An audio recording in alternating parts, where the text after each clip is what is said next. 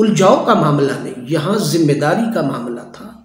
ہم نے ذمہ داری کا احساس کرتے ہوئے اس معاملے کو لے کر کے آگے چلنا تھا۔ لہٰذا یہ دو طبقات کی خدمت میں جو مکمل انکار کر رہے ہیں، جو 8 پڑھ رہے ہیں، ان کی خدمت میں گزارش ہے کہ خدا را ذمہ دار علماء بنے۔ جن کو ہم نے رہنمائی دینی تھی وہ تو بذات خود الجھاؤ کا شکار ہے، تو ہم نے ان کو ہدایت کا راستہ دکھانا تھا۔ اور اگر ہم بذات خود ہی اس طرح کے شوشے چھوڑیں گے تو دین اسلام کی کون سی خدمت ہم کر رہے ہیں؟ کیا دین اسلام پہلے مشکلات کا شکار نہیں ہے؟ بے شمار مشکلات کا شکار ہے، تو کون ذمہ دار بنے گا؟ میری دست بستہ علماء سے گزارش ہے کہ خدا را اس مسئلے کے حل کی طرف جائیں، اور اپنی ذمہ داری کا سوشل میڈیا پر یہ باتیں کرنے کی نہیں ہے، یہ آپس میں بیٹھ کے مسئلہ کا، اور جن کا سمپل سادہ حل ہے کہ جن کا علمی اختلاف ہے کہ ہمیں نہیں پڑھنی چاہیے، وہ نہ پڑھے، وہ تہجد پڑھ لیں، نوافل پڑھ لیں، کوئی پڑھ لیں، جو مرضی ان کا کر لیں، امامت کے بغیر پڑھ لیں، گھر میں پڑھ لیں۔ اور جن کا قیام کا مقصد موجود ہے اور جو چاہتے ہیں کہ پڑھنی چاہیے، وہ 8 پڑھنا چاہتے ہیں یا 20 پڑھنا چاہتے ہیں، مگر پڑھیں اور ٹوٹلی اس مسئلے کو الجھاؤ کی طرف نہ لے کر جائیں۔ دوسری بڑی اہم بات، اب کچھ لوگ یہ بھی آ گئے، وہ کہتے ہیں کہ روزہ جو ہے وہ افطار کر لینا چاہیے، اذان کا پہلے وقت ہوتا ہے، بعد میں وقت نہیں ہوتا، فلاں ہوتا ہے، فلاں ہوتا ہے۔ لہٰذا یہ بھی مسائل الجھاؤ کے نہیں تھے۔ لہٰذا آج اتنے عرصے کے بعد آپ کو کیسے یاد آ گیا کہ نماز مغرب کے بعد روزہ کھولنا چاہیے یا نماز مغرب کے پہلے کھول لینا چاہیے، نماز مغرب رات ہو جاتی، اب آیات اور دلائل پیش کرنے کی یہ مسائل کیا نماز تراویح کی طرح، اس پر میں زیادہ بات نہیں کروں گا، یہ بھی نماز تراویح کی طرح کیا یہ مسائل الجھاؤ پیدا کر کے امت کو کون سا ہم ہدایت کا راستہ دکھا رہے ہیں؟ ازل سے ایک طریقہ کار چلا آ رہا ہے قرآن و سنت کی روشنی میں کہ اذان مغرب ہوتی ہے تو اذان مغرب روزے کی افطاری کا وقت ہوتا ہے، ہم نے کبھی مغرب کے بعد 5 منٹ پہلے کر لیا، 5 منٹ بعد۔ جن کا اختلاف ہے جو 5 منٹ بعد میں کرنا چاہتے ہیں وہ 5 منٹ بعد میں کر لیں، وہ 10 منٹ بعد کر لیں، 15 منٹ بعد کر لیں، لیکن اس پر آ کر کے حرام حلال الجھاؤ مسائل پیدا کر کے سوشل میڈیا پر نوجوان نسل کا ذہن پراگندہ کر کے مناظرانہ کیفیت پیدا کرنا، کیا یہ ہم دین کی خدمت کر رہے ہیں؟ میں ان علماء کی خدمت اقتصا میں انتہائی ادب کے ساتھ عرض کروں گا کہ کیا ہم یہ دین متین کی خدمت کا فریضہ سر انجام دے رہے ہیں؟ یہ جتنے علماء نماز تراویح اور نماز افطاری کے اوقات اور شہری پر مناظرانہ انداز کے ساتھ ویڈیو بنا کر کے اپلوڈ کر رہے اور سوشل میڈیا پر معاملات کو چل رہے، میرا ان کی خدمت میں سوال ہے، کیا اسلام پاکستان کی دھرتی پر نظام مصطفیٰ نافذ ہو گیا؟ اس پر جو مناظرے اور بات کرنے کی جو ضرورت تھی وہاں ہماری زبانیں گنگ ہیں، خاموش ہیں، وہاں ہم اپنا فریضہ سر انجام نہیں دے رہے۔ اسلام کو ہم نے کمزور اور اتنا ہی یتیم سمجھا ہے کہ جس کا جی چاہتا ہے کہ وہ اس پر چڑھ دوڑتا ہے۔ اسلام اتنا لاوارث نہیں ہے ان طاقتوروں کے سامنے تاکہ ہم اپنے معاملات اور حالات کو دیکھ سکیں۔ لہٰذا یہاں سوشل میڈیا پر ایک ویڈیو اپلوڈ کر لینے سے کوئی خدمت دین کا فریضہ سر انجام نہیں دیا جا رہا۔ تیسری بڑی اہم بات یہ ہے، وہ یہ کہ جو لوگ اب طریقہ کار پر آ جاتے ہیں، نماز تراویح کے طریقہ کار پر، اب نماز تراویح کے طریقہ کار بھی 2 طبقات ہیں۔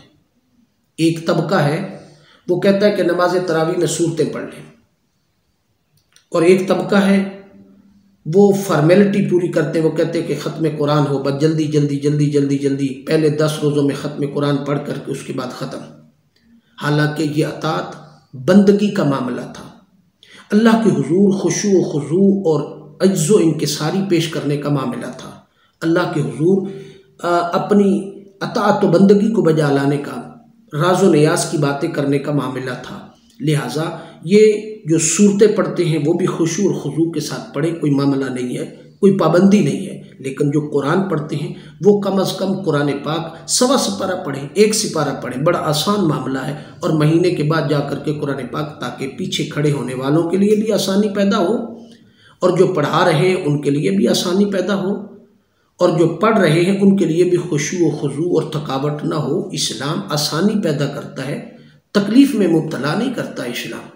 تو لہٰذا ضروری امر یہ ہے کہ ہم 1 سپارہ منزل پڑھیں۔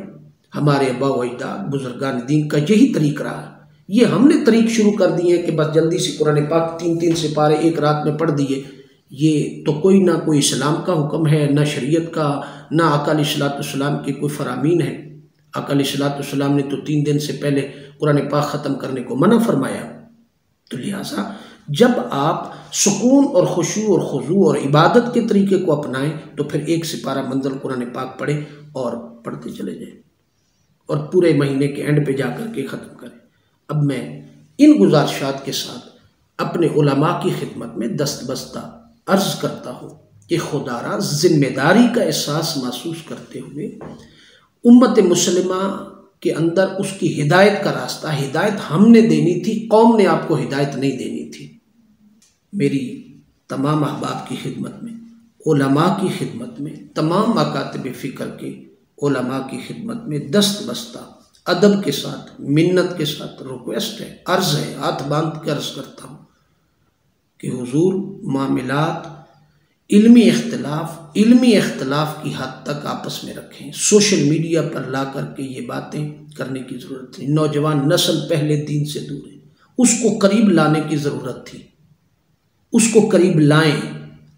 لہٰذا یہ عمل خیر ہے، 8 پڑھیں یا 20 پڑھیں، 5 منٹ پہلے روزہ افطار کر لیں یا فقہ جعفریہ کے مطابق کریں، کوئی مسائل والی پرابلم والی بات نہیں ہے۔ لہٰذا حضور علیہ الصلوۃ والسلام کے اس عمل مبارک کو، حکمت کو، معاملے کو اگر حضور چاہتے تو فرض کر دیتے تو کیا آج ہم 20 رکعتیں فرض پڑھتے؟ ہم تو 17 رکعتیں عشاء کی نماز کی نہیں پڑھتے، تو 20 اضافی 17 وہ اور 20 یہ کیسے پڑھتے؟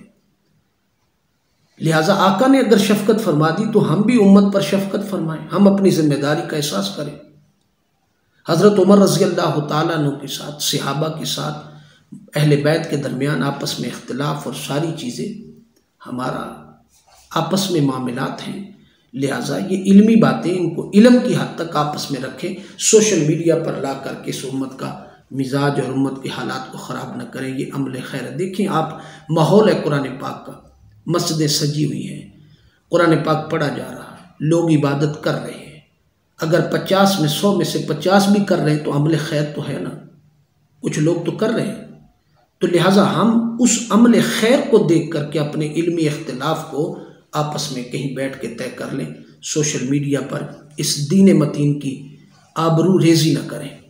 لہٰذا میری پھر بار دیگر گزارش ہے علماء کی خدمت میں کہ خدا را اس امت پر، اس دین اسلام پر اپنا رحم و کرم کرے اور ذمہ داری کا احساس دیتے ہیں۔ میں امیدیں کامل رکھتا ہوں کہ میری اس عرضی کو، گزارش کو علماء اپنی جگہ دیں گے، اور اختلاف میں نے کوئی وہ ایسی علمی دلائل کی بات نہیں کی، چونکہ میں نہیں سمجھتا، میں صرف ایک گزارش کرنے اور منت کرنے کے لیے آپ کی خدمت میں حاضر ہوا تھا۔